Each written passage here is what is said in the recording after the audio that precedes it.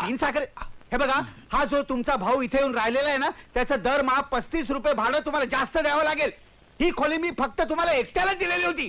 ते बघता येईल. बघता येईल का? अरे हो, काय झालं? कालपासून मी तुम्हाला सांगेन म्हणतो, सारखा विसरतोय मी. कशाबद्दल? डायबिटीस बद्दल.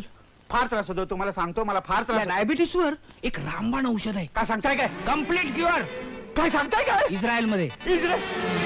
इस्रायल मध्ये? मग मला काय उपयोग? माझा एक मित्र चाललाय ना इस्रायलला.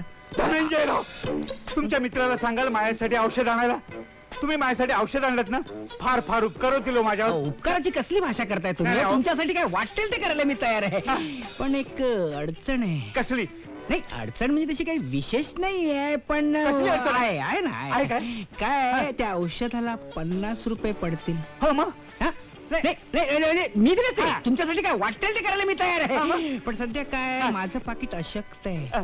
दिले तुम्ही? नाही दिले?